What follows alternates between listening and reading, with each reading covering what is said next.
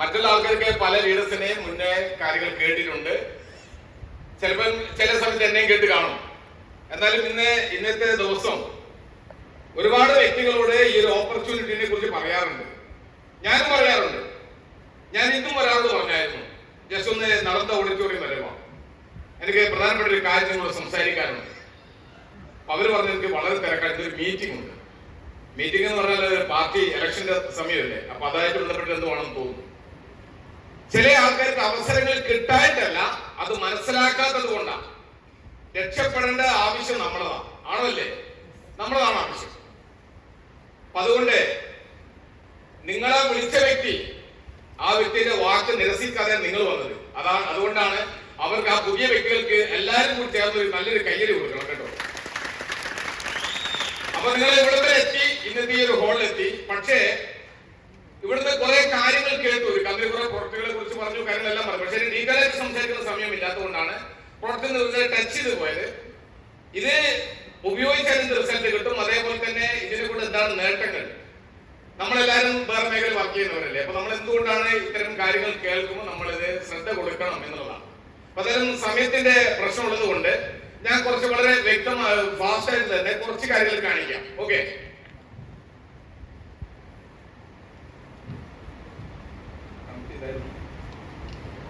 Okay. ഇത് എന്റെ ഫാമിലിയാണ്. വൈഫിന്റെ പേര് സ്മിത, വയനാടുകാരിയാണ്. വയനാട് അമ്പലവയൽ എന്നാണ് സ്ഥലത്തിന്റെ പേര്, വൈഫിന്റെ വീട്.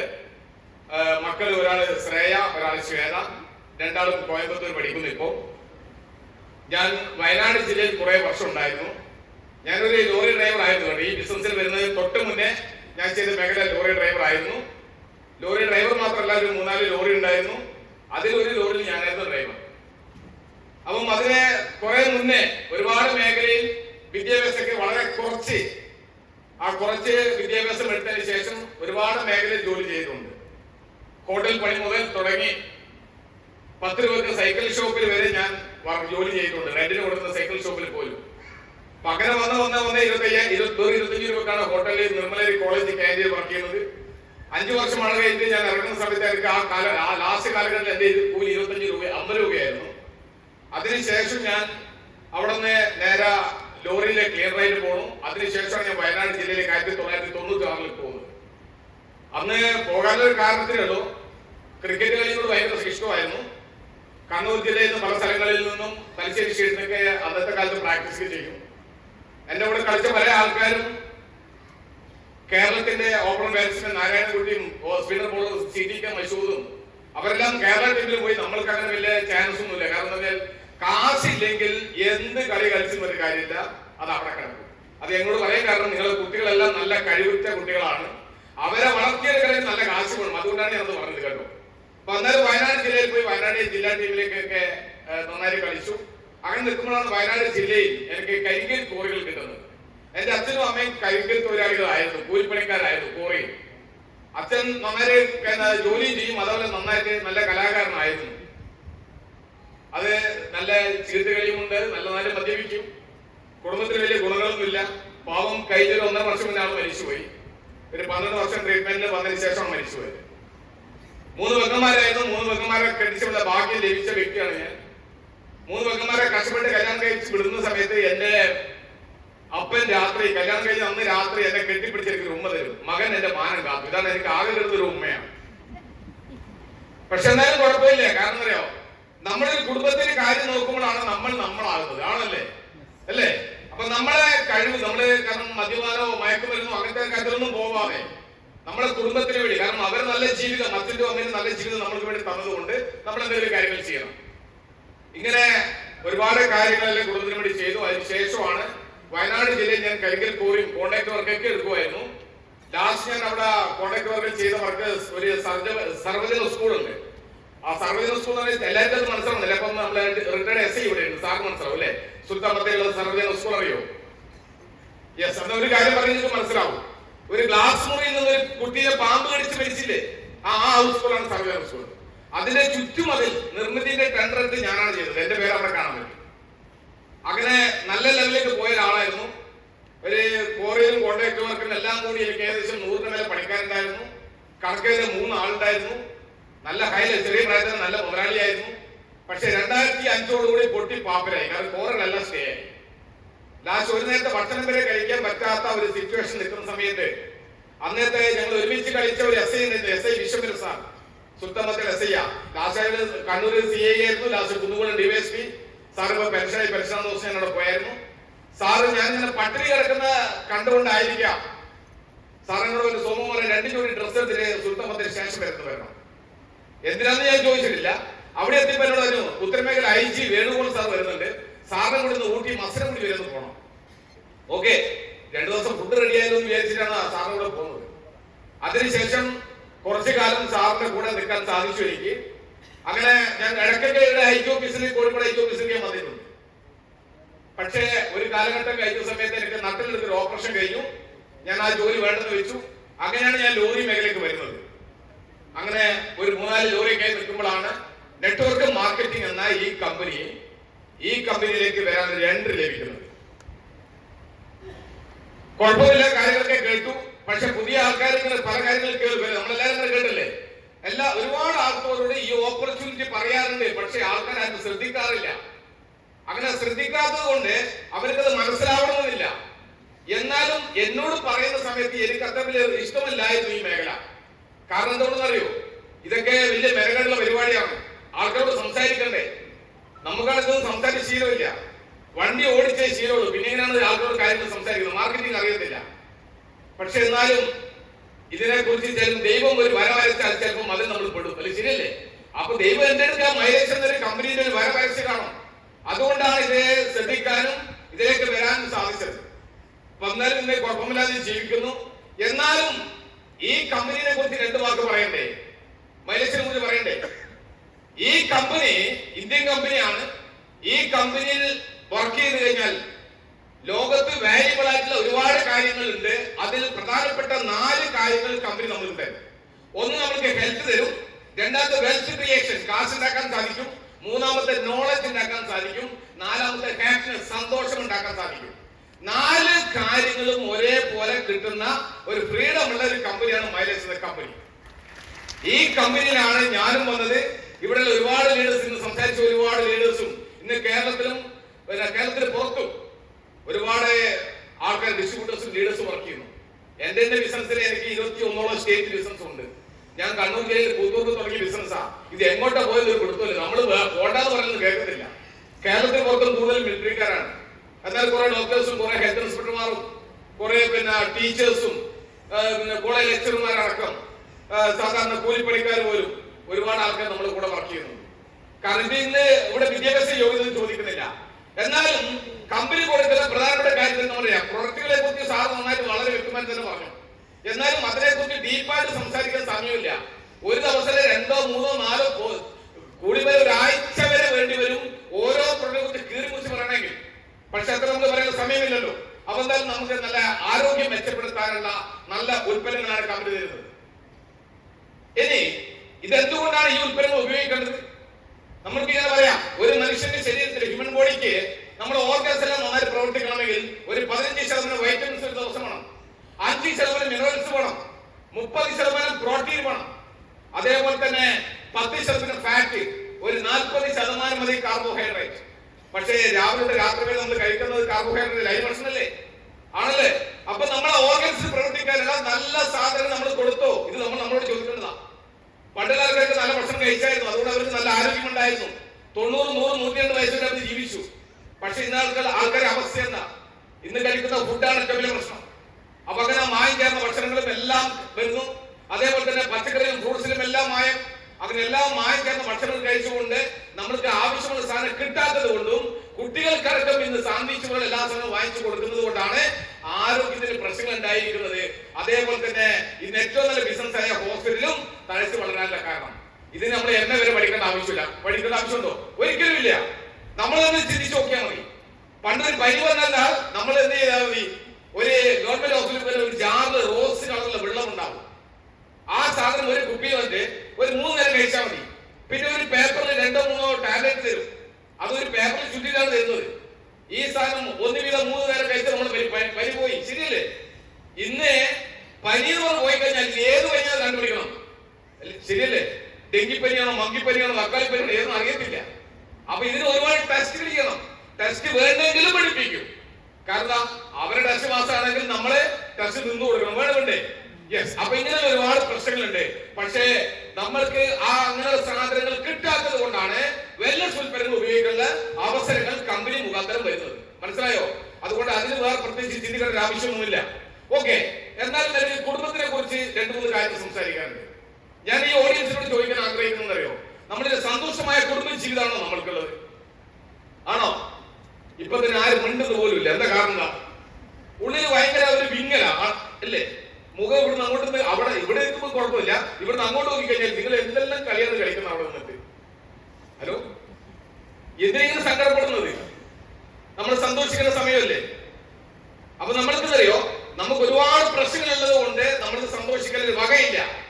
കാരണം അറിയോ, നല്ല കുടുംബ ജീവിതത്തിന് എന്റെ അഭിപ്രായത്തിൽ പറഞ്ഞാലും ഇത് സാമ്പത്തിക വിദഗ്ധർ പറയുന്ന കാര്യമാണെങ്കിലും സമ്പത്ത് തന്നെ വേണ്ടേ? 90% പ്രശ്നത്തിന് കുടുംബ പ്രശ്നത്തിന് കാരണം സമ്പത്ത് തന്നെയാണ്. ഒരു ഡൗട്ടും അതിലില്ല. എന്റെ ഡൗട്ട് എന്ന് പറഞ്ഞാൽ നമ്മൾ മാറി ചിന്തിക്കേണ്ടി വരും. എന്താ കാരണം? ഞാൻ തന്നെ 10,000-കണക്കിന് കുടുംബത്തിൽ സംസാരിച്ചിട്ടുണ്ട്. എല്ലാരും പറയുന്നത് സമ്പത്ത് തന്നെയാണ് പ്രശ്നം. ശരിയല്ലേ? ഇനി 10% കുടുംബ പ്രശ്നം ഉണ്ടാവും. കാശുള്ളവന് പോലും പ്രശ്നമുണ്ട്, അത് ഇവരുടെ കയ്യിൽ പോലെ ഇരിക്കും. ശരിയല്ലേ? അപ്പൊ നമ്മൾ മനസ്സിലാക്കുക, നല്ല കുടുംബ സന്തോഷമായ കുടുംബ ജീവിതമാണോ? അതേപോലെ തന്നെ സുരക്ഷിതമായ വീടുണ്ടോ? നമ്മളെ ഗോദ്രേജിന്റെ പൂട്ടുള്ള വീടെന്നല്ല പറഞ്ഞത്. ഒരു ലോൺ പോലും അടക്കാനില്ലാതെ, ഒരു പൈസ ഒന്നും കൊടുക്കാനില്ലാതെ നല്ല കുഴപ്പമില്ലാത്തൊരു വീടുണ്ടോ? ഞാൻ ഇതിന്റെ ബിസിനസ്സിലേക്ക് വരുമ്പോ ഒരു ട്രെയിനർ പറഞ്ഞൊരു വാക്കാണ്, നിങ്ങൾക്കൊരു വീട് വേണോ? വീട് വേണമെങ്കിൽ 2000 സ്ക്വയർ ഫീറ്റ് വീട്, സ്ക്വയർ ഫീറ്റ് 2000 വെച്ച് കൂട്ടിയാൽ 40 ലക്ഷം രൂപ വേണ്ടി ഒരു വീട് ഉണ്ടാക്കാൻ. സ്ഥലം കൂടി വേണ്ടി വന്നാൽ 50 ലക്ഷം രൂപ വേണ്ടി വരും. അപ്പം അങ്ങനെയാണെങ്കിൽ നമ്മൾക്ക് എത്ര ആൾക്കാർക്കാണ് ഇതേപോലെ സുരക്ഷിതമായിട്ട് ആ വീട്ടിൽ താമസിക്കാൻ വരുന്നത്? അതേപോലെ തന്നെ നമ്മുടെ കുട്ടിക്ക് എഡ്യൂക്കേഷൻ എത്ര വേണം? 2 കുട്ടികളെ പഠിക്കണമെങ്കിൽ അന്ന് ഞാൻ കരുതി 20 ലക്ഷം വേണമെന്ന. ഇന്ന് 20 ലക്ഷം പോയിട്ട് 20 ലക്ഷം മണപ്പിക്കാൻ പോലും പറ്റത്തില്ല. അത് കാരണം അറിയോ, എന്റെ മക്കളെ ഇപ്പം ഒരാള് കഴിഞ്ഞ വർഷം എന്റെ മൂത്ത മകള് ബിടെക്കിന് ചേർത്തു. കോയമ്പത്തൂര് ശ്രീകൃഷ്ണ കോളേജ്, ഇത് ഇന്ത്യയിൽ 2ാം സ്ഥാനത്ത് നിൽക്കുന്ന കോളേജാണെന്ന് അന്ന് പറഞ്ഞത്. അവര് ചോദിച്ച ഡൊണേഷൻ 15 ലക്ഷം രൂപയാ. അതും ക്യാഷ് ആയിട്ട് കൂടെ കൊടുക്കണം. 15 ലക്ഷം രൂപ ഡൊണേഷൻ, 4 ലക്ഷം രൂപ ഒരു വർഷം ഫീ, 19 ലക്ഷമായോ. പിന്നെ അവിടെ ഹോസ്റ്റലിൽ പഠിപ്പിക്കണമെന്ന് ഞാൻ വിചാരിച്ചു. എന്താ കാരണം അറിയോ, എന്തെങ്കിലും ഒരു ബുദ്ധിമുട്ടുണ്ടായാലോ, കുട്ടികൾ 2 സൈലന്റ്, ഞാൻ കുറച്ച് വയലന്റ് ആണെങ്കിൽ അവർ കുറച്ച് സൈലന്റ് ആണ്. അപ്പം ആ കുട്ടികൾക്ക് എന്തെങ്കിലും ബുദ്ധിമുട്ടാകുമോ? പല സ്ഥലങ്ങളിലും മയക്കുമരുന്ന് കഞ്ചാവും എല്ലാം നമ്മൾ കണ്ടുകൊണ്ടിരിക്കല്ലേ. അങ്ങനെ കുട്ടികളെ വല്ലാതെ ബുദ്ധിമുട്ടിക്കുന്നു, ഹറാസ് ചെയ്യുന്നു, അങ്ങനെ ഒരുപാട് കാര്യങ്ങൾ. അതുകൊണ്ട് കുട്ടികൾക്ക് ബുദ്ധിമുട്ട് വന്നാലോ എതിരെ കോമ്പൗണ്ടിൽ തന്നെ ഒരു ഫ്ലാറ്റ് റെന്റിനെടുത്തിട്ടാണ് അവിടെ നിന്ന് പഠിപ്പിക്കുന്നത്. ഇപ്പൊ 2ാമത്തെ കുട്ടിയും അവിടെ പഠിക്കാൻ തുടങ്ങി. ഇപ്പൊ 2 കുട്ടികളെ പഠിപ്പിക്കുമ്പോഴത്തേക്ക് ഏകദേശം അറിയാലോ, LKG UKG ഒരു ഹയർ സ്റ്റഡീസ് വരെ ലക്ഷങ്ങൾ പോരാ, കോടികളൊക്കെ വേണ്ടി വരും. വേണ്ടേ? കൂടെ 50 ലക്ഷം കൂടിക്കോ. അപ്പൊ 50 ലക്ഷം വിടും, 50 ലക്ഷം കുട്ടികളെ പഠിപ്പിക്കാൻ. ഇനി അത് മാത്രം മതിയോ? ഇപ്പൊ 2-3 പെൺകുട്ടികളുടെ ആൾക്കാർ കൈവക്കാവോ? ഉണ്ടല്ലേ? ഞാനും ഉണ്ട്. 3 കാലുകൂടി പോക്കിപ്പോ 2 കുട്ടികളെ കഴിച്ചു എത്ര കാശ് വേണം? ഇപ്പത്തെ ഒരു പവന് വില 1 ലക്ഷമായില്ലേ? ചെറിയ കൊച്ചുങ്ങളൊക്കെ ഇവിടെ നിൽപ്പുണ്ട്. അപ്പൊ ഇതൊക്കെ പഠനം നോക്കുമ്പോഴത്തേക്ക് ഏകദേശം 2-3 ലക്ഷമൊക്കെ വേണ്ടി വരും ഒരു പവന്. എത്ര കൊടുക്കും? ആലോചിക്കുന്നു നമ്മള്? ഇല്ല. എവിടുന്ന് ആലോചിക്കാൻ? കാരണം ഏതോ പരസ്യം കണ്ടിട്ട് രാവിലെ പോയിട്ട് സ്വർണം വാങ്ങിച്ചു, വൈകുന്നേരം തിരിച്ചു വീട്ടിൽ വന്നപ്പോഴാണ് മോഹൻലാലിന്റെ പരസ്യം കിട്ടുന്നത്. വീട്ടിൽ സ്വർണം വെച്ചിട്ട് എന്തിനാ നാട്ടിൽ തെണ്ടി നടക്കും? അതപ്പാട് മണപ്പുറത്ത് ഒന്നിനെ പണയം വെച്ചു. ശരിയല്ലേ? ഞാനങ്ങനെ പല പ്രാവശ്യം പണയം വെച്ചിട്ടുണ്ട് കേട്ടോ. ബൈക്കിനോട് റെഡി. അടുത്ത മാസം ഒരു മാസം ഞാൻ എടുത്തില്ല. അങ്ങനെ ഒരു മാസം എടുത്തു കൊടുത്തിട്ട് പോലും ഇല്ല. ഓക്കെ. ഇപ്പൊ 2 കുട്ടികളെ കഴിച്ചു എത്ര കാശ് വേണം? ആലോചിച്ചോക്കെ. ഞാൻ പല മീറ്റിംഗിലും പറയാൻ കൂടുതൽ സ്വർണം കൊടുക്കുകയും ചെയ്യരുത്. എന്നെ ബിസിനസ്സിലേക്ക് പഠിപ്പിക്കുകയും കാര്യങ്ങളെല്ലാം ചെയ്താൽ പിന്നെ ഈ ബിസിനസ്സിലേക്ക് എത്തിച്ച ഒരു ലീഡർ ഉണ്ട്, മിസ്റ്റർ MS പ്രസാദ്, വയനാട്. സാറിന്റെ മകളെ കല്യാണം കുറച്ച് മാസമായിരുന്നു കഴിഞ്ഞിട്ട് 2 കിലോ സ്വർണം കൊടുത്തു. ഞാൻ കൊടുക്കത്തില്ല. എന്തുകൊണ്ടാണ് കൊടുക്കുന്നത്? മക്കളുടെ സേവനമായിട്ടല്ല. കാരണം ഇതെല്ലാം വാങ്ങിച്ചു വെച്ചിട്ട് വീട്ടിൽ ബെഡ്റൂമിനുള്ളിൽ പാമ്പ് വരുന്നത് എന്ന് ആലോചിച്ച് നോക്കി. ശരിയല്ലേ? പണ്ടൊക്കെ ഗ്യാസ് പൊട്ടിയിട്ട് മരിച്ചു, അല്ലെ കുക്കർ പൊട്ടി തെളിച്ചു കേൾക്കുന്നത്. ഇപ്പൊ പാമ്പിനെ കൊണ്ട് കൊത്തിച്ചു കൊല്ലുന്നതാണ് ഫാഷൻ. അതുകൊണ്ട് എന്തിനാ വേറെ പാമ്പിന് നമ്മൾ പണി കൊടുക്കുന്നത്? അപ്പൊ അതുകൊണ്ട് അങ്ങനെ കൊടുക്കുന്നില്ല. ഞാൻ പറഞ്ഞുള്ളൂ, നിങ്ങൾക്ക് ആഴ്ചക്ക് 2,10,000 എല്ലാ ആഴ്ചയും 2 ഓരോ ഐഡിയ ക്രിയേറ്റ് ചെയ്ത് തരും.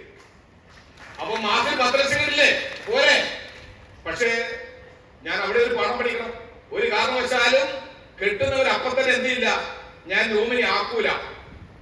ഒരു മകളത് ഞാൻ നോമിനി, ഒന്ന് എന്റെ വൈഫ് നോമിനി. വരുമ്പോ ബോധ്യം വരണം ആയിരിക്കും അവർ കൊടുക്കാം. അപ്പോഴും മഴ പാമ്പ് വരാലോ. അപ്പൊ നിങ്ങൾ ശ്രദ്ധിച്ചിട്ടില്ല കൈകാര്യം ചെയ്യാവുള്ളൂ. ഇപ്പൊ 2 കുട്ടികളെ ചുരുക്കി 4 ലക്ഷം വേണ്ടേ? 3 കാര്യത്തിന് കൂടി 1.5 കോടി രൂപയായോ? ഹലോ, വേറെ 3 കാര്യത്തിന് കൂടി 1.5 കോടി രൂപ. ഇനി നമ്മൾ എത്ര കാശ് ഉണ്ടാക്കും? നമ്മൾ പഠിക്കും, അതേ കാശ് പറയാം.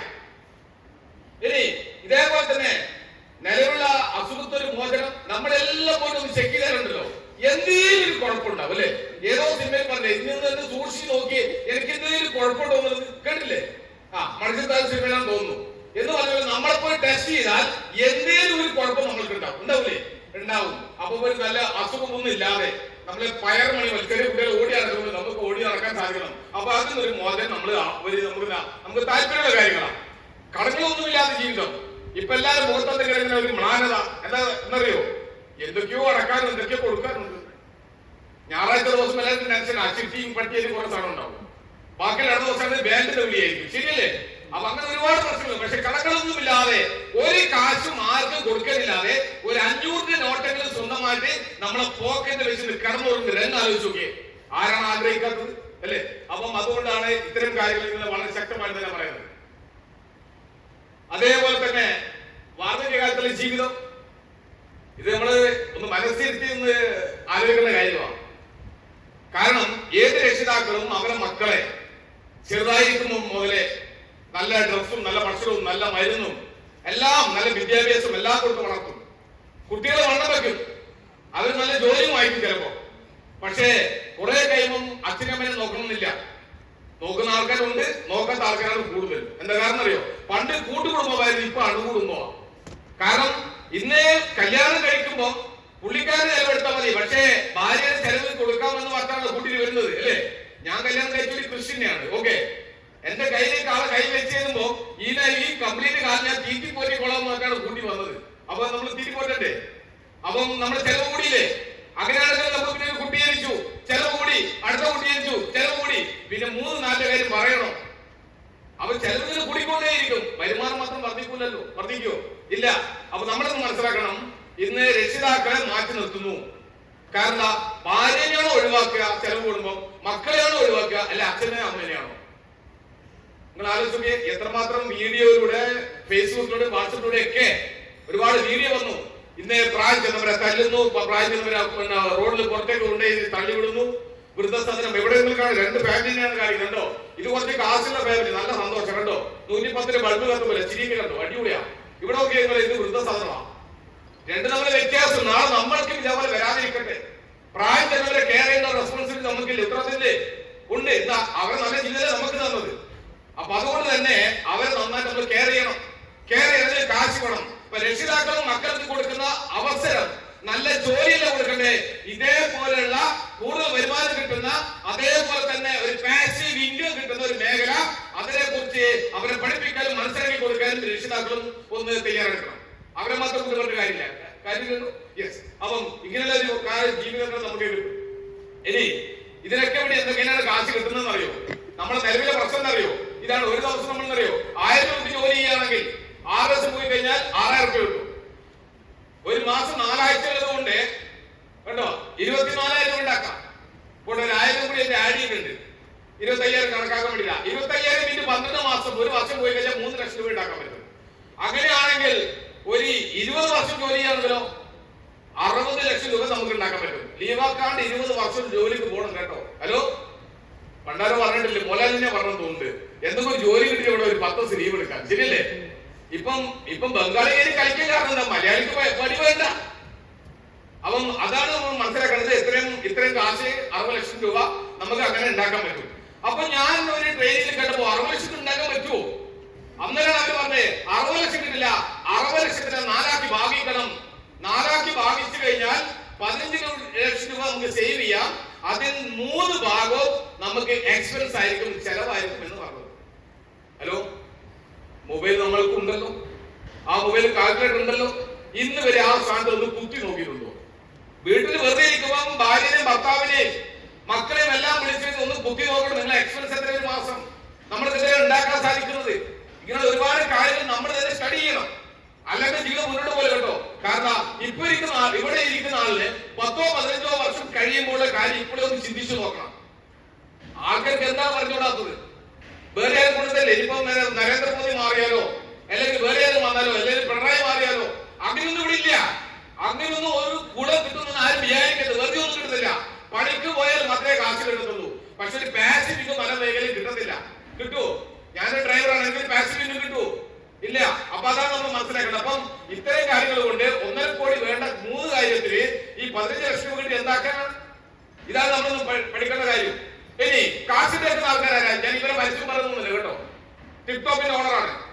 ഫർണിച്ചർ ഉണ്ടാക്കി അയാൾ നിർമ്മിച്ച് വിറ്റപ്പം അയാൾ കോടീശ്വരനായി. വാങ്ങിച്ചു വന്ന് ഇരുന്ന് നമ്മുടെ അവസ്ഥ എന്താ? ഹലോ, അതിന് മേലെ തഴമ്പ് പിടിച്ചു കാണുമല്ലേ? വേറൊന്നും വന്നിട്ടില്ലല്ലോ. ഇല്ല.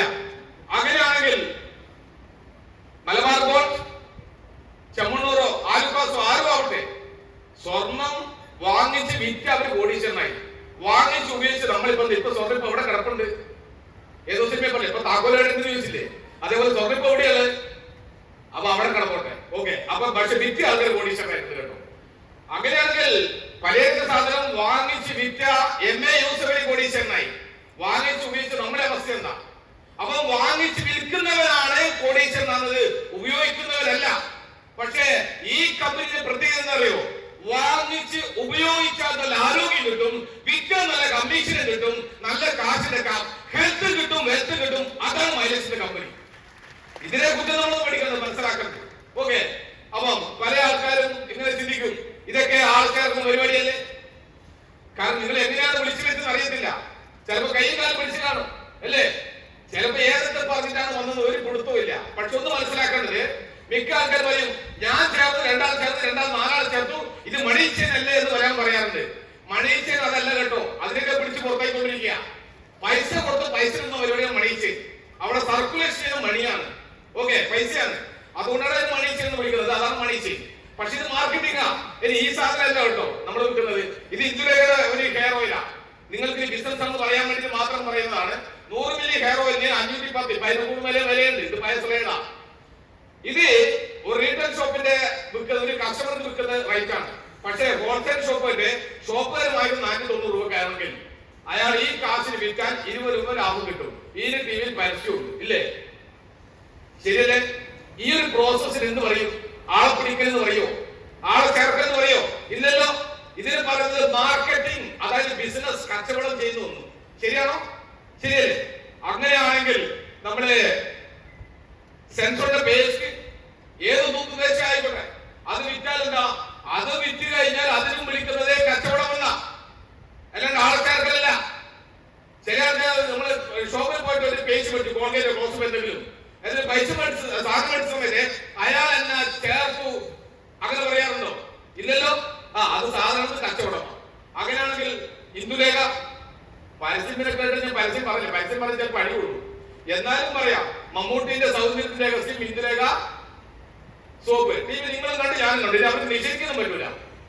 ഇത് ഈ കൽപ്പറ്റയിലെ ചാത്തോട് നമ്മൾ കണ്ട പോലെ ചാത്തോടും കണ്ടു. ആദിവാസി സഹോദരനാണ് പാവം. ആള് ഈ സോപ്പിന്റെ പരസ്യം കണ്ട് ഇയാൾ പോയിട്ട് 1 വർഷമായിട്ട് ഇന്ദുലേഖയുടെ സോപ്പ് മേടിച്ച് ഉപയോഗിച്ചു. അയാൾ വെളുക്കുമെന്ന് വിചാരിച്ചില്ല. മമ്മൂട്ടിയെ പോലെ വെളുക്കണ്ടേ? അയാൾ കുടുംബം വെളുക്കുമെന്ന് മേടിച്ചില്ല. എന്നോട് വേറൊന്നുമില്ല. ലാശിയാക്ക് വെളുക്കുമെന്ന് കണ്ടപ്പോൾ ഇയാൾ കൽപ്പറ്റ കോടതിയിൽ മമ്മൂട്ടി കയറി കേസ് കൊടുത്തു. അത് യൂട്യൂബിലൊക്കെ നിങ്ങൾ നോക്കിയാൽ വാർത്തകളൊക്കെ ഉണ്ടായിരുന്നു. ലാസ്റ്റ് ജഡ്ജി പറഞ്ഞു, നിങ്ങൾ പുറമെ ഈ കേസല്ലേ പുറമെ പോയി നിങ്ങൾ കോംപ്രമൈസ് ചെയ്യാൻ പറ്റും നോക്കും. അങ്ങനെ പുറത്തു പോയിട്ട് 30,000 രൂപ കോംപ്രമൈസ് ചെയ്യുന്നു. ഹലോ, അവൻ പരസ്യങ്ങൾ പല തരത്തിലുണ്ടാവും. പക്ഷേ ഈ ഒരു പ്രോസസ്സിന് വിളിക്കുന്നത് ബിസിനസ്, കച്ചവടം എന്നാ. അങ്ങനെയാണെങ്കിൽ കാർപ്പിക്കാണെങ്കിലും നിങ്ങൾ എന്ത് സാധനം ഞാനിവിടെ കാണിച്ചത്, ഞാനൊരു സമാനമായിട്ട് 4 പ്രൊഡക്റ്റിന് കാണിക്കാനുണ്ട്. അതുകൊണ്ടാണ് ഇത് കാണിച്ചത്. അല്ലാണ്ട് ഇതിന് പരസ്യം പറഞ്ഞല്ല കേട്ടോ. കാരണം ഇതിനകത്ത് 117 രൂപയ്ക്ക് പിന്നെ കൊടുക്കേണ്ടി വരും ഒരു ഹാർപ്പിക്കിന്. നമ്മളാണ് ഭയങ്കര വില കുറവാ. അപ്പൊ അങ്ങനെയാണെങ്കിൽ ഇത് നമ്മുടെ കേരളത്തിലാണ്. എന്തിനായിട്ട് വരാൻ ഞാൻ കാണിക്കുന്നത്? അവിടെ 100 മില്ലി ആണെങ്കിൽ ഇവിടെ 200 മില്ലിയാ. അവിടെ 100 മില്ലിക്ക് 510 ആണെങ്കിൽ ഇത് 200 മില്ലിക്ക് 484 രൂപ MRP ആയിട്ടുള്ളൂ. പക്ഷേ ഇന്ന് ബിസിനസ് ഓപ്പർച്യൂണിറ്റി പറഞ്ഞ വ്യക്തി പറഞ്ഞിട്ടുണ്ട്, നിങ്ങൾക്ക് 10 മുതൽ 40% വരെ ഡിസ്കൗണ്ടിൽ സാധനം പർച്ചേസ് ചെയ്യാം. എന്താ? ഒരു ID ക്രിയേറ്റ് ചെയ്താൽ മതി. IDക്ക് പൈസ ഇല്ല, അത് തികച്ചും സൗജന്യം. അപ്പൊ എത്ര കിട്ടുന്നറിയോ? 352 രൂപ കിട്ടും. നിങ്ങൾ ആലോചിച്ച് നോക്കിയേ, 200 മില്ലി ഇന്ദുലേക്ക് 1020 രൂപ കൊടുക്കണ്ടേ? 510 × 2 ശരിയല്ലേ? ആ സമയത്ത് 200 മില്ലിക്ക് $28 രൂപ കൊടുത്താൽ നീ വില കൂടുതലാണോ കുറവാണോ? ആര് ചെയ്യുന്നതാണ് നീതി? നിങ്ങൾ ആലോചിച്ചൊക്കെ. കച്ചവടക്കാരും തല്ലി നിർത്തി കളയുന്നത്. കാരണം എനിക്ക് കുറച്ച് കാലം കൂടി ജീവിക്കാൻ പറഞ്ഞു. ഞാൻ അതുകൊണ്ട് പറഞ്ഞല്ല, സാധാരണക്കാരന്റെ ആവശ്യമുള്ള മേഖലയാണ് ഇത്. യൂണിവേഴ്സിറ്റിയുടെ സെക്കൻഡ് ബികോമിൽ പോലും പഠിപ്പിക്കുന്ന മേഖലയാണ് ഡയറക്ട് മേഖല. അതുകൊണ്ടാണ് ഇതിങ്ങനെ പറയുന്നത്. അപ്പം ഇത് വില കുറവ് കിട്ടുന്ന ഒരു അവസരമാണ്.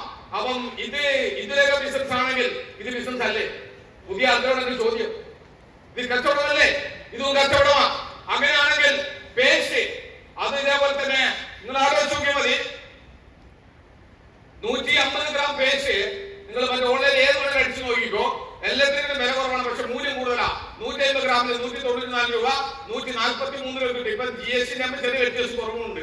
അപ്പം വിറ്റാൽ പോലും 51 രൂപ ലാഭം കിട്ടും. അങ്ങനെയാണെങ്കിൽ ഇതും കച്ചവടമല്ലേ? അങ്ങനെയാണെങ്കിൽ സോപ്പ്, ലക്ഷറി സോപ്പാ, മറ്റേ സോപ്പിനെക്കാളും ബെറ്റർ ആണ് കേട്ടോ. അപ്പം ഇതും വില കുറവ് കിട്ടും. ഇത് വില കുറവ് മേടിച്ചു ഉപയോഗിക്കാം. ഇതും കച്ചവടമാ. അങ്ങനെയാണെങ്കിൽ ഇത് നിങ്ങൾ നോക്കിയേ എത്ര രൂപ കിട്ടും? 83 രൂപ കിട്ടും. മറ്റേത് 117 രൂപ കൊടുക്കണം സുഹൃത്തുക്കളെ. ശരിയാണോ? അപ്പൊ ഇതിന് പരസ്യമുണ്ട്. എവിടെ പരസ്യം അറിയോ? ഉപയോഗിച്ച വ്യക്തികൾ നല്ലതായതുകൊണ്ട് അവരുടെ വേണ്ടപ്പെട്ട ബന്ധുക്കളോടോ സുഹൃത്തിനോടോ പറയുന്ന കാര്യമാണ് ഇവിടുത്തെ പരസ്യം. അല്ലാണ്ട് വേറൊന്നുമില്ല. ഇവിടെ ഷോർട്ട് കട്ട് ഒന്നുമില്ല. ഇവിടെ വെറുതെ കാശ് കൊടുക്കാവുന്നില്ല.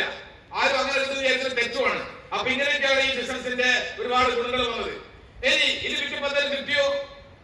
ഇതൊക്കെ എന്റെ വേണ്ടപ്പെട്ട ബന്ധുക്കളോട് സുഹൃത്തിനോട് ഞാൻ വില കൂടുതൽ കൊടുത്തിട്ടുണ്ട്, MRP റേറ്റും കൊടുത്തിട്ടുണ്ട്, കമ്മീഷൻ കിട്ടിയിട്ടുണ്ട്.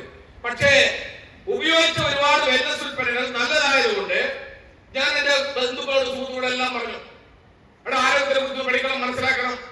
ഇങ്ങനെ സാധനത്തിൽ കഴിച്ചപ്പോൾ ഇങ്ങനെ കുറെ കാര്യങ്ങൾ കഴിക്കണം എന്ന് പറഞ്ഞപ്പോ പല ആൾക്കാരും ഇത് കേട്ടു, മനസ്സിലാക്കി, വാങ്ങിച്ചു. അവർക്ക് വില കൊടുത്തിട്ടുള്ള ലൈസൻസ് കൊടുത്തു. പാവങ്ങൾക്ക് അവർക്ക് വില കൊടുത്തിട്ടെ. അവർ വില കൊടുത്തപ്പോൾ അതിന്റെ ടേൺ ഓവർ എനിക്ക് കാണിച്ചു. എന്റെ 2 വർഷം ടേൺ ഓവർ കാണിച്ചപ്പോ എനിക്ക് വരുമാനം വരാൻ തുടങ്ങി. ഇത് ബസ്സുകളുടെ റാങ്കിന്റെ ടീം കോർഡിനേറ്റർ ആണല്ലേ. ഇപ്പൊ 12ാമത്തെ വർഷവും ഞാൻ വർക്ക് ചെയ്യുന്നത്. ടീം കോർഡിനേറ്റർ തൊട്ട് തുടങ്ങി. ഇന്ന് എന്നെ വിളിച്ചത് WTC. നിർഭാഗ്യവശാൽ ഇന്ന് ഞാൻ GTC കയറുന്ന ആളാണ്. 75 കോടി മാച്ച് 2 ദിവസം ഉണ്ടാവും കേട്ടോ. ഈ കോഴിക്കോടിന്റെ മണ്ണിലെ ഈ ഗോളിൽ തന്നെ കയറുന്നത് വിചാരിച്ചാണ്. കുറച്ച് കുറഞ്ഞു പോയി ടേൺ ഓവർ. 2 ദിവസം കൊണ്ട് ടേൺ ഓവർ പൂർത്തിയാവും. പക്ഷെ അടുത്ത ഞായറാഴ്ച ഞാൻ മലപ്പുറത്തുണ്ട്. ആ മലപ്പുറത്തുള്ള സമയത്ത് ഞാൻ കമ്പനിയുടെ GTC ആയിരിക്കും. No doubt. അതുകൊണ്ട് കുറച്ച് വരുമാനം കിട്ടി. 210 കാര്യമല്ലേ പറഞ്ഞത്. കമ്പനി തുടങ്ങിയത് 162ാമത്തെ വീക്ക് ആഴ്ചയായപ്പോ ഞാന് 2,10,000 എന്റെ അക്കൗണ്ടിലേക്ക് വന്നു. കമ്പനി തുടങ്ങി 160. ഇപ്പൊ അതൊരു സംതിങ് അല്ലേ. പക്ഷെ എല്ലാ ആഴ്ചയിലും വന്നില്ല കേട്ടോ. ഒരാഴ്ച വന്നു, പിന്നെ കുറച്ച് കുറഞ്ഞു, കൂടുതൽ വരുമ്പോൾ 2 വരും, ചിലപ്പോൾ കുറയും. അങ്ങനെ വന്ന് ഇപ്പം എല്ലാ ആഴ്ചകളിലും വരാൻ തുടങ്ങി. കോവിഡിന്റെ സമയത്ത് എല്ലാവർക്കും വരുമാനം കുറഞ്ഞ സമയത്തും ഏറ്റവും നല്ല വരുമാനം കോവിഡിന്റെ സമയത്ത് കിട്ടാൻ തുടങ്ങി. എല്ലാ ആഴ്ചയിലും 210,000. അപ്പൊ മാസം 4 ആഴ്ചയിലും 2,40,000 കിട്ടും. ശരിയല്ലേ? അങ്ങനെ കിട്ടും. അത് കമ്പനി കൊടുക്കുന്ന 6ഓളം വരുമാനത്തിൽ ഒരു വരുമാനം മാത്രമാ. എന്നാൽ വേറെ വരുമാനം അധികം കാണിക്കാം. പക്ഷെ ഇതുണ്ടോ, എല്ലാ ആഴ്ചയും വീക്ക് നമ്പർ ഇപ്പുറം ഉണ്ട്. അത് പ്രൊജക്ടർ ചെയ്ത പ്രശ്നമുണ്ട് കേട്ടോ. അത് ഇപ്പുറം ഉണ്ട് കേട്ടോ. അതുകൊണ്ട് എല്ലാ ആഴ്ചയിലും ഇതിന് 210,000 കിട്ടും. അപ്പൊ ഇത് അങ്ങോട്ട് മാറ്റി കഴിക്കാൻ പോയിട്ട് കണ്ടോ, 210,000 എല്ലാ ആഴ്ചയിലും 210,000. ഇപ്പൊ ഞാൻ ആഡ് ചെയ്യാറില്ല, ഇപ്പൊ ആവശ്യമില്ലല്ലോ. ഇല്ല. അപ്പൊ മാസം 8,40,000 ആഴ്ചയിൽ കിട്ടുന്ന വരുമാനം കിട്ടും. ഇത് കൂടാതെ ആ 8,40,000 കൂടാതെ എല്ലാ മാസവും കേട്ടോ കമ്പനി തുടങ്ങി 105ാമത്തെ മാസം ആ മാസം റാങ്കിക്ക് മാത്രമേ ഇത് 10,65,000 രൂപ. 8,40,000 കൂടാതെ പിറ്റേത്തെ മാസം കുറച്ച് കുറഞ്ഞു പോയി. ഭയങ്കര വിഷമമായിരുന്നു കേട്ടോ. 8,55,000 ആയി. 10,00,000 കിട്ടിയിട്ട് 8,50,000 വിഷമല്ലേ? ശരിയല്ലേ? ഹലോ, പ്രത്യേകിച്ച് മലയാളീസിന് നമ്മളൊരു 1-2 കോടി രൂപ വലിയ നോട്ട് കെട്ടൊക്കെ ആയിട്ട് തലയിൽ ഇങ്ങനെ കെട്ടി ചുമടായിട്ട് പോവുക. കോടികളാണ് ഇവരുടെ തലയിലുള്ളത്. ഓക്കെ, പോകുമ്പോ ഒരു 10 രൂപ റോഡിൽ കടന്ന് നമ്മൾ എടുക്കൂലേ? എടുക്കൂല്ലയോ? ഹലോ, നിങ്ങൾ എടുക്കൂലേ? ഞാൻ എടുക്കും. ഓക്കെ, അപ്പം നിങ്ങൾ മനസ്സിലാക്കുക. 8,55,000 എന്നാൽ നന്നായി വർക്ക് ചെയ്തു. പിറ്റേത്തെ മാസം 8,69,000 ആയി. പിറ്റേത്തെ മാസം 15,19,000 ആയി. പിറ്റേത്തെ മാസം 17,68,000 ഇതൊക്കെ അതിന്റെ കോവിഡിന്റെ സമയത്ത് വന്നതാ. ഇങ്ങോട്ട് 2022 കാണിക്കാം. അപ്പൊ എങ്ങനെ വന്നോ 14,77,000. പിന്നെ ഇവിടെ കണ്ടോ, ഒരു വെള്ളിയാഴ്ച ബിസിനസ് ക്ലോസ് ചെയ്യുമ്പോ ആ ആഴ്ചത്തെ 2,10,000, 17,29,000. ഇതൊക്കെ ഒരു വെള്ളിയാഴ്ച ആ ആഴ്ചയിൽ മാത്രം വന്ന പൈസകളാണ്. നല്ലതല്ലേ? എന്നാൽ തീർന്നില്ല. ഇതുണ്ടോ, 2022 April, May, June, July, August 5 മാസം. 2022 കോവിഡ് കഴിഞ്ഞിട്ട് നമ്മൾ റെഡിയായി വരുന്നേ ഉള്ളൂ അല്ലേ? പല കച്ചവടക്കാരും താഴോട്ട് പോയി. ആ സമയത്ത് ലോകത്തിലെ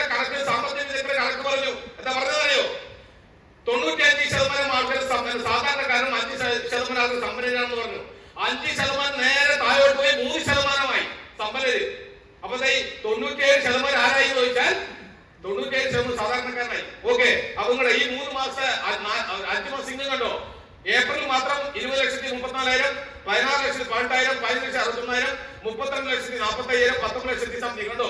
ഇത് 3 മാസം 1,16,00,000 രൂപ കിട്ടി.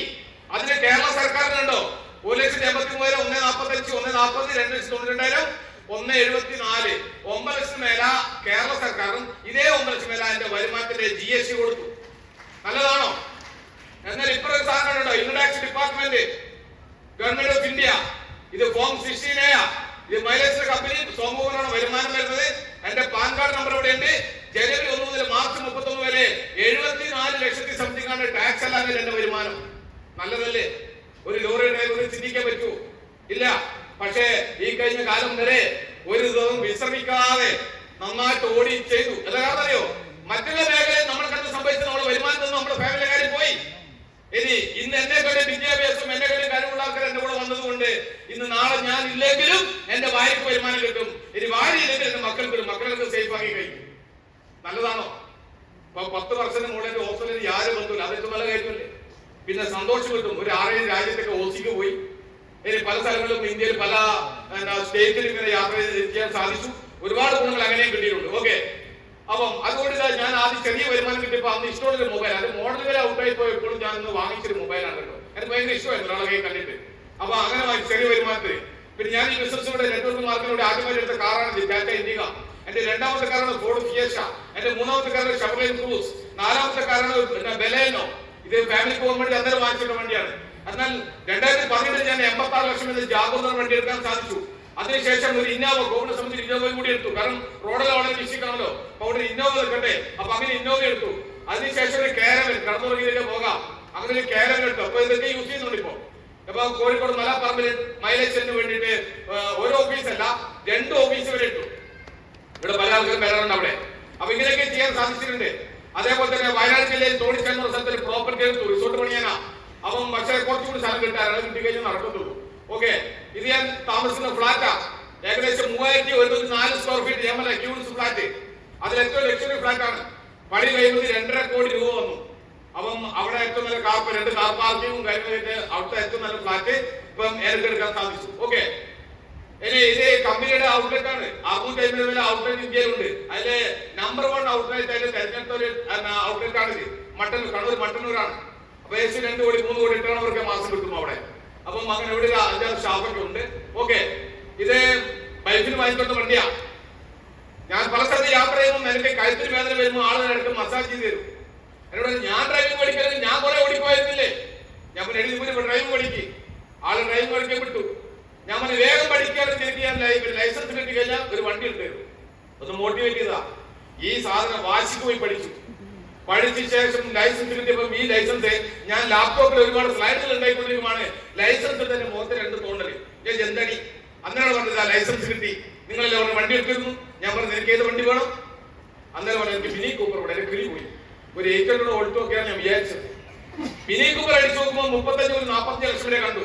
എന്നാൽ എന്തായാലും കൊടുക്കല്ലേ എന്ന് വിചാരിച്ചിട്ട് അതിന് ഏറ്റവും ടോപ്പിൽ നിൽക്കുന്ന വണ്ടിയാണ് മിനി കൂപ്പർ ക്ലബ് NS. ഒരു 62 ലക്ഷം രൂപയേ ഉള്ളൂ. ഇതാണ് വൈഫിന് വാങ്ങിക്കൊടുത്ത വണ്ടി. അപ്പൊ അങ്ങനെ ഇത്തരം വണ്ടി ഇപ്പൊ അതിനുശേഷം പുതിയ ജാഗ്രത മാറ്റി, ആ ജാഗ്രത മാറ്റി വേറെ ജാഗ്രത ഉണ്ടോ. ഇപ്പൊ ഇത്ര 4 വണ്ടി ഇപ്പൊ യൂസ് ചെയ്യുന്നുണ്ട്. ഇനി അതേപോലെ തന്നെ BMW i7.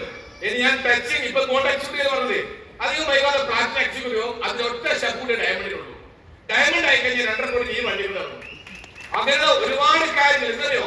ഇതെല്ലാം നമ്മൾക്ക് വലിയ ഗുണങ്ങളാണ് ഇവിടെ കിട്ടിയത്. ഇത് അതേപോലെ തന്നെ ഞാൻ പണിയാൻ പോകുന്ന ഒരു ബിൽഡിംഗ് ആണ്. കണ്ണൂർ എയർപോർട്ടിൽ സ്ഥലമൊക്കെ എടുത്തു. 24 ഷൂട്ടും 600 ഓഡിറ്റോറിയം. അപ്പൊ അങ്ങനെയുള്ള ഒരുപാട് ലക്ഷ്യങ്ങളിലൂടെയാണ് നമ്മൾ മുന്നോട്ട് പോകുന്നത്. ഇനി നോളജ് എന്താ കിട്ടിയെന്നറിയോ. ഇതാ 8ാം ക്ലാസ്സിലെ ചൊക്ലി ഗവൺമെന്റ് കോളേജില് 120 കുട്ടികൾക്ക് 8 പ്രൊഫസർമാർക്കും ഡാൻസിന്റെ മേഖലയിലെ പ്രാക്ടിക്കൽ സെക്ഷൻ 3 മണിക്കൂർ ട്രെയിനിങ് കൊടുക്കാൻ സാധിച്ചു. നല്ലതല്ലേ? അത് മാത്രല്ല, അവിടെയുള്ള college lecture Pravitha madam government college lecture പണി നിർത്തിയിട്ട് ഇപ്പം നമ്മുടെ കൂടെയുള്ള CTC ലീഡർ ടച്ചിങ് IT ചെയ്യാം. അപ്പം അവിടുത്തെ സാലറി ഉണ്ട്. അതുകൊണ്ടല്ലേ ജോലി കളയത്ത്. പലർക്കും ജോലി കളയില്ല നമ്മളെ കൂടി. ഓക്കെ, ഇത് കണ്ടോ ഇത്രയും കുട്ടികൾക്കാണ് ക്ലാസ് കൊടുത്തത്. തീർന്നില്ല. കഴിഞ്ഞ മന്ത്രിസഭയുടെ സമയത്ത് കടകംപള്ളി സുരേന്ദ്രൻ ഉദ്ഘാടനം ചെയ്ത പ്രോഗ്രാമിൽ കണ്ടോ ഞാൻ കുട്ടികൾക്ക് ട്രെയിനിങ് കൊടുക്കുന്നു. എത്ര കുട്ടികളെന്ന് അറിയോ? കണ്ടോ 600ഓളം കുട്ടികൾക്ക് ഹെൽത്ത് ക്ലാസ് കൊടുക്കും. നല്ലതല്ലേ?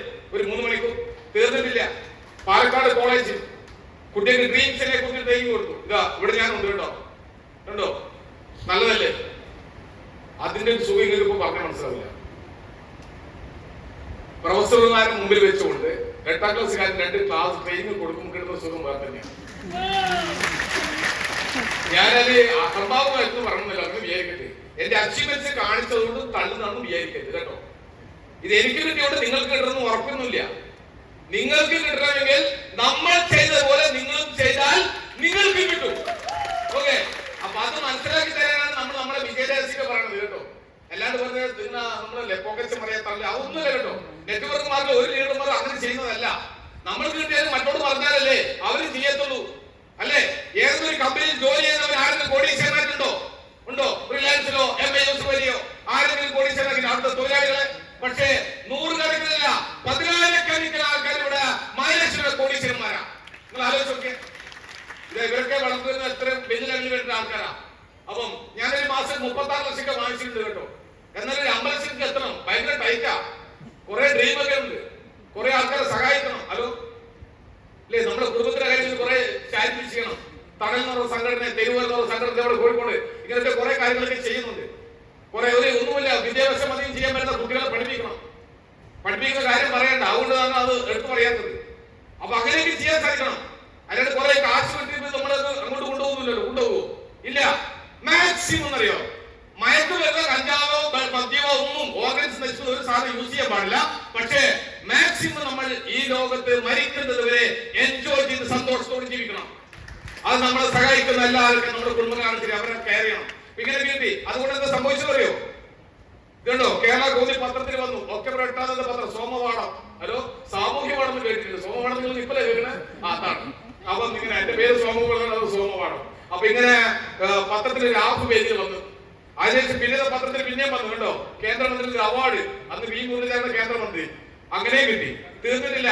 വിജയകഥ, സംരംഭ മാഗസിൻ, ബിസിനസ് മാഗസിൻ, ഒരുപാട് മാഗസിനിൽ എന്റെ ഇന്റർവ്യൂ വന്നു. ഇതിന് പുറമെ കഴിഞ്ഞ 6 മാസം മുന്നെയാണ് ഈ ബുക്ക് ഗവർണർ പ്രകാശനം ചെയ്തത്. കേരള ഗവർണർ. കേരള കൗമുദിയുടെ 114ാമത്തെ വാർഷികം. അതിൽ 114 വിജയികളെ തെരഞ്ഞെടുത്തു. ആ സമയത്ത് ഇതിലെ 114 വിജയികൾ തെരഞ്ഞെടുത്തിൽ ഒന്ന് ഞാനാണ് കേട്ടോ. അതിന്റെ 174, 175 പേജിൽ എന്നെ കുറിച്ചുണ്ട്.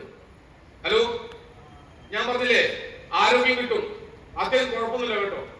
വൈകുന്നേരം ഇനി എത്ര മണിക്കൂർ നിന്ന് വർക്ക് ട്രെയിനിങ് എടുക്കാൻ നമ്മൾ റെഡിയാണ്. അപ്പൊ നല്ല ആരോഗ്യം കിട്ടും, അതുപോലെ നല്ല സമ്പത്ത് കിട്ടും. ഞാൻ കാണിച്ചില്ലേ, അതുകൊണ്ടാണ് നമ്മൾ കുറച്ച് സാധനം വാങ്ങിച്ചത്. അതേപോലെ നല്ല നോളജ് കിട്ടും, അതുകൊണ്ട് തന്നെ എടുക്കാൻ സാധിച്ചത് ക്ലാസ് ഒക്കെ. ഹലോ, മനസ്സിലായോ? ഇനി സന്തോഷവും കിട്ടും, അത് നമ്മൾ തന്നെ ഉണ്ടാക്കിയെടുക്കണം. മനസ്സിലാക്കുക, ഏറ്റവും നല്ല ഓപ്പർച്യൂണിറ്റിയാണിത്. ഇത് മനസ്സിലാക്കുക. കാലഘട്ടത്തിന്റെ ബിസിനസ് ആണ്. പണ്ടത്തെ കാലത്ത് കച്ചവടം പോലെയല്ല, ചക്ക കൊടുത്ത് മാങ്ങ വാങ്ങിയ മാങ്ങ കൊടുത്ത് തേങ്ങ വാങ്ങിയ പോലെ കച്ചവടമല്ല. പിന്നീട് കാലഘട്ടത്തിൽ ചന്തയിലാണ് വിപണനമെങ്കിൽ പിന്നെ കുമ്മിട്ടിക്കടയും ഷോപ്പും സൂപ്പർ മാർക്കറ്റും ഹൈപ്പർ മാർക്കറ്റും പിന്നെ ലുലു മാളുള്ള മാളുകൾ. അതിനുശേഷം വന്ന മേഖലയാണ് ട്രേഡ് വിത്ത് ടെക്നോളജി. കടക്കുവരെ കമ്പ്യൂട്ടർ ഉപയോഗിച്ചുകൊണ്ട് സാധനം വാങ്ങുകയും വിൽക്കുകയും ചെയ്യുന്ന രീതി. അതിനുള്ള ഏറ്റവും നല്ല കമ്പനിയാണ് മഹാരാഷ്ട്രയുടെ കമ്പനി. ആ കമ്പനിയിലേക്ക് നിങ്ങൾ വരാനും ഇതിന്റെ സത്യാവസ്ഥ മനസ്സിലാക്കാനും ഈ ഉൽപ്പന്നങ്ങൾ ഉപയോഗിക്കാനും, ഉപയോഗിച്ച് നിങ്ങൾക്ക് നല്ലതാണെങ്കിൽ മാത്രം നിങ്ങൾ വേണ്ടപ്പെട്ട ബന്ധുവിനോടോ സുഹൃത്തിനോടോ നിങ്ങൾ പറയുന്ന നല്ല അഭിപ്രായമാണ് ഇവിടുത്തെ ബിസിനസ്. അതാണ് നമ്മുടെ ഇവിടെ ആൾക്കാർ അച്ചീവ് ആകുന്നത്. അങ്ങനെ എല്ലാ വ്യക്തികൾക്കും ഈ ബിസിനസ്സിലൂടെ നല്ല നേട്ടങ്ങൾ ഉണ്ടാക്കാൻ സർവ്വശ്രീ ദൈവം നിങ്ങൾ ഓരോ വ്യക്തികളെയും അനുഗ്രഹങ്ങൾ പറഞ്ഞുകൊണ്ട് എന്നെ ഏൽപ്പിച്ച കർത്തവ്യം എന്ന് പറഞ്ഞാൽ ഈ പ്രോഗ്രാം വൈൻഡപ്പ് ചെയ്യുക എന്നുള്ളതാണ്. എന്നാലും നമ്മളെ മനോഹരമായിട്ട് GS പ്രസന്റേഷൻ ചെയ്ത സാറിന്റെ പേര് എന്നോട് പറഞ്ഞു, സിറാജ് സാർ. അത്യാവശ്യം